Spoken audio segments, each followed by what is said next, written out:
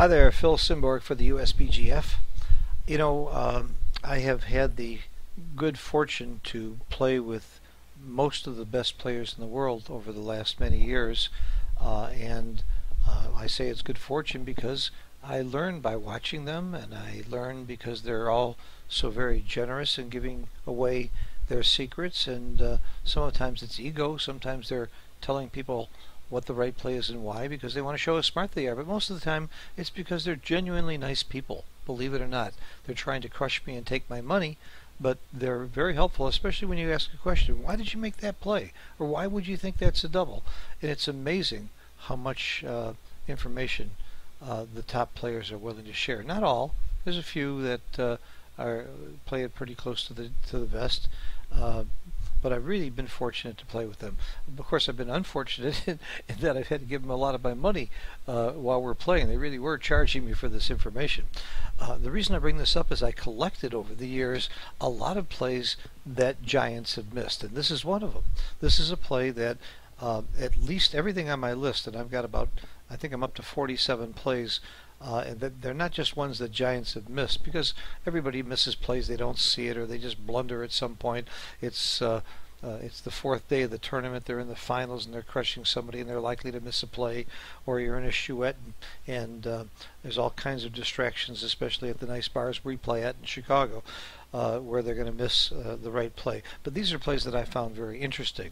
So here's a double ace to play by blue. It's a unlimited or money game. Blue to play double one. What would you play?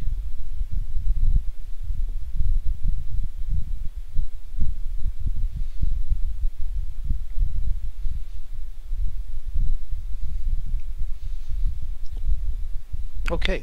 Well, I remember the position. I remember the giant. Of course, I'm not going to name names. I don't want to embarrass anybody, especially after they've given me all the help over the years. Our giant moved 23-22 with two checkers and then started to look around the board to decide where his other two ones would be. Of course, he could cover the 4, he could make the 5-point, or he could make the 7-point. So, which one would you do?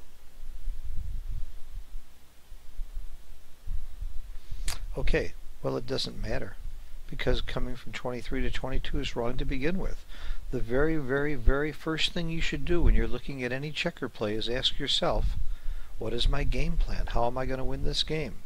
So when you play 23 to 22, what is your game plan? You're trying to keep from getting primed in? You're trying to keep from getting blitzed? Is that your game plan? There is a game plan here where you can win, and that's by counter priming. Maybe you can make a prime that's going to be as good or better than the prime that your opponent has. And what's the best way to make a prime and to play a priming game? The best way is to make your 7 and your 5 points and unstack and make efficient use of those checkers that are stacked up on your 6 and 8 points. So the right play, by far, nothing comes close, is to stay back, leave the blot on the 4-point because you hope to make that next if he doesn't roll a 3, and try and make an effective prime on your side of the board. It's not even close, as we can see, and it was a huge blunder that was made. In fact, I can't even tell you exactly which play he made. I know he played 23-22, and I'm not sure if I think he played 6-5 with 2 and left the blot on the 4. Pretty sure he made the second best play, but even that's still a 12% blunder, and even more, I think, on the rollout.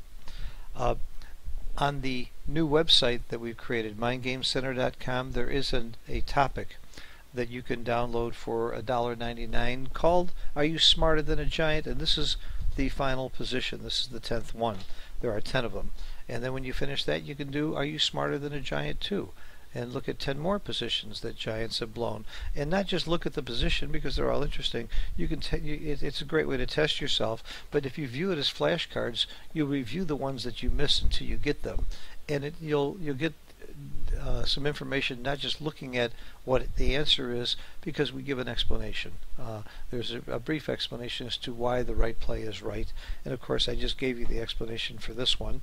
But I would encourage you to go to www.mindgamecenter.com, where a piece of every one of your payments goes as a donation to the U.S. Backgammon Federation, and you'll find a lot of really good lessons there, including this one. and again, many more like positions like this where you can test yourself and see how you would do against the Giants. Believe it or not, you're going to get some right that they got wrong. Good luck and thanks for watching. Bye bye.